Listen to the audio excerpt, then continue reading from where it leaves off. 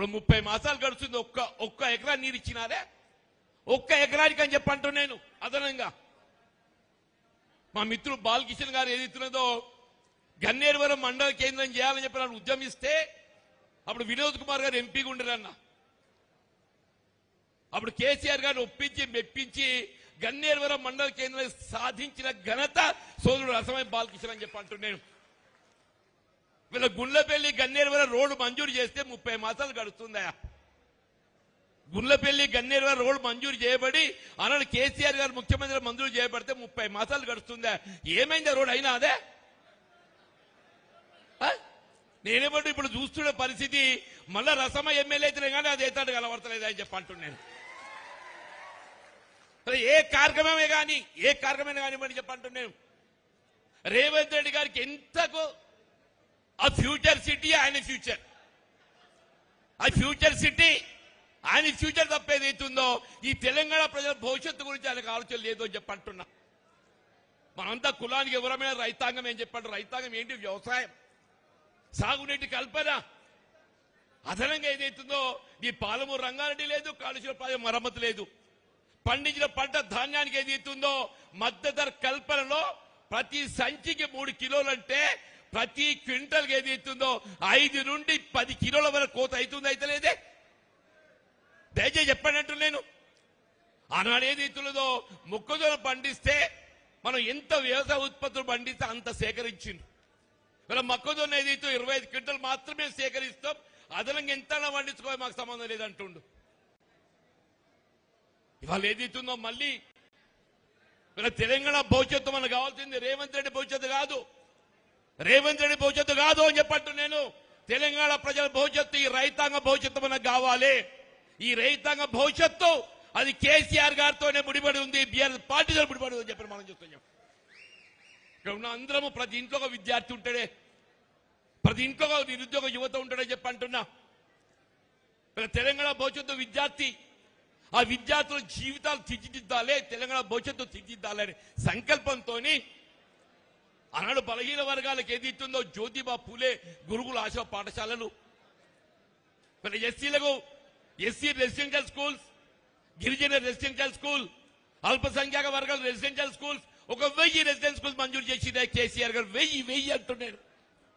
30 మాసాలు గడుస్తుందే, ఒక్క స్కూల్ మంజూరు చేసిండా? నేనేదో పత్రికలు చదివినా లేదు రాష్ట్రంలో 26,000 పాఠశాలలు ఎందుక నేను వీడిని కుదిస్తా 4,000 అని చెప్పి అంటుండే. ఎవడన్నా పాఠశాల తగ్గించాలని ఆలోచన చేస్తాడా, పెంచాలని ఆలోచన చేస్తాడే? ఇది విద్యా హక్కు చట్టం. ఈ విద్యా హక్కు చట్టం ఏదైతే యూపీఏ ప్రభుత్వం ప్రవేశపెట్టింది, ప్రతి నివాసిత ప్రాంతంలో ఒక పాఠశాల ఉండాలని చెప్పని అటువంటి పాఠశాల కుదించిన కుట్ర ఇంకో రేవంత్ రెడ్డి చేయబోతున్నాని చెప్పంటారు. విద్యార్థులకు ఏదైతుందో ఫీజు రియంబర్స్మెంట్ అన్నాడు బీఆర్ఎస్ ప్రభుత్వం ఏదైతుందో చదువులు మాత్రమే విద్యార్థుల బాధ్యత, చదివించే బాధ్యత కేసీఆర్ చేపట్టింది. ఇవాళ ఏమైంది? ఎక్కడైనా కళాశాలలో చేరిక కావాలంటే మన ఫీజు మనం కట్టుకుంటేనే కాదు, మనకు చేరిక లేదే అంటున్నాను. నిరుద్యోగ యువత రాష్ట్రం ఏర్పడ్డది, దశాబ్ద కాలంలో నిర్మాణం చేసి నిరుద్యోగ యువత తోడు నిలిస్తే ఇలా ఆశల పల్లెగా ఊరేగించి ప్రభుత్వం అధికారానికి వచ్చింది కాంగ్రెస్ పార్టీ. ఎన్నికలు చేసే వాగ్దానాలు అమలు చేయాలి కదనే. మొదటి 2 సంవత్సరాల 3 లక్షల ఉద్యోగాలు కల్పిస్తా అని చెప్పిండు, కల్పించింది 17,000 అని చెప్పంటున్నాను. నిన్న ఏదైతున్నదో 19,000 కానిస్టేబుల్ ఉద్యోగాలుంటే కేవలం 5,000 నోటిఫికేషన్ ఇస్తున్నారు, 5,000 నోటిఫికేషన్ ఇస్తున్నారని చెప్పంటారు. ఉద్యోగాలు ఖాళీ లేక కాదు, ప్రభుత్వాన్ని చిత్తశుద్ధి లేక, ప్రభుత్వ చిత్తశుద్ధి లేక చెప్పంటున్నా. ఇలా నిరుద్యోగ యువత అన్నాడు రాహుల్ గాంధీ గారిని పట్టుకొచ్చిందే, ఇవాళ పట్టుకరా. ఇవాళ మీకు ఏదైతే అశోక్ నగర్ కానీ చిక్కడపల్లి కానీ సందర్శించడానికి ఒక ధైర్యం రేవంత్ రెడ్డికి ఉన్నది అని అడుగుతున్నాను.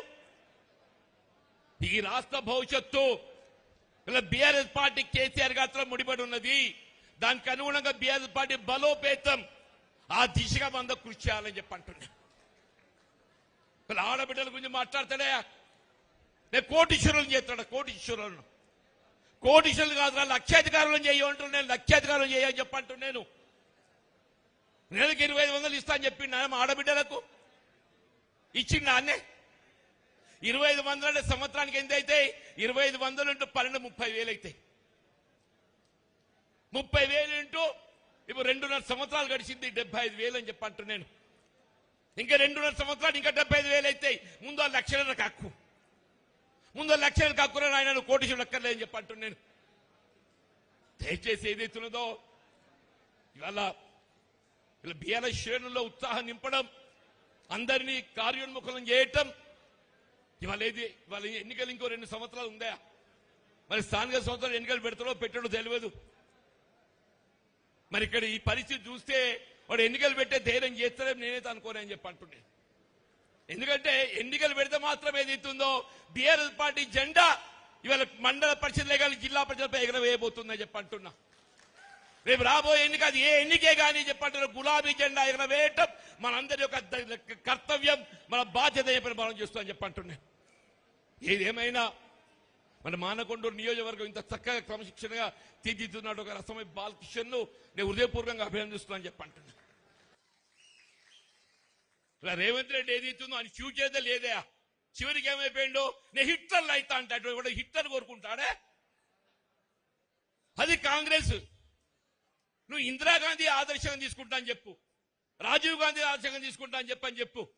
కూడా హిట్లర్ ఆదర్శం తీసుకుంటా అని చెప్తాడే? హిట్లర్ ఆదర్శం తీసుకుంటా అని చెప్పానంటే చివరికి ఆ హిట్లర్కి ఏ గది పట్టిందో రేవంత్ రెడ్డి కూడా అదే గది పట్టబోతుందని చెప్పి అంటున్నా. హిట్లర్ని ఆదర్శంగా తీసుకుంటే రేవంత్ రెడ్డి గారు ఏదైతుందో ఆ హిట్లర్కి ఏ గతి పట్టిందో ఇలా రేవంత్ రెడ్డి కూడా అదే గతి పట్టబోతుందని చెప్పని నేను హెచ్చరిస్తూ అని చెప్పి అంటున్నాను.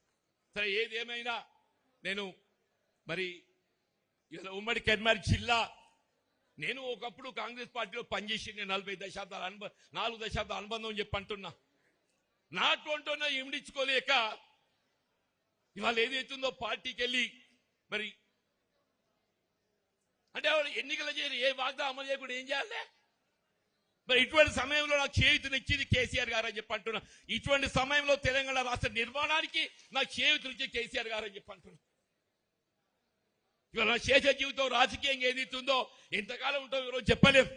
నా శేష జీవితం ఏదైతుందో బీఆర్ఎస్ పార్టీ కేసీఆర్ గారి యొక్క నాయకత్వంలో తెలంగాణ రాష్ట్ర పునర్నిర్మాణానికి పాటుపడడం ఏదైతుందో నాతో బాధ్యతగా పనిచేయడం అవుతుందని చెప్పని నాకు అవకాశం కల్పించినటువంటి ఒక మిత్రులకు అందరికీ హృదయపూర్వక నమస్కారాలు చెప్తూ సెలవు తీసుకుంటూ జై తెలంగాణ, జై తెలంగాణ. కేసీఆర్ గారి నాయకత్వం, కేసీఆర్ గారి నాయకత్వం.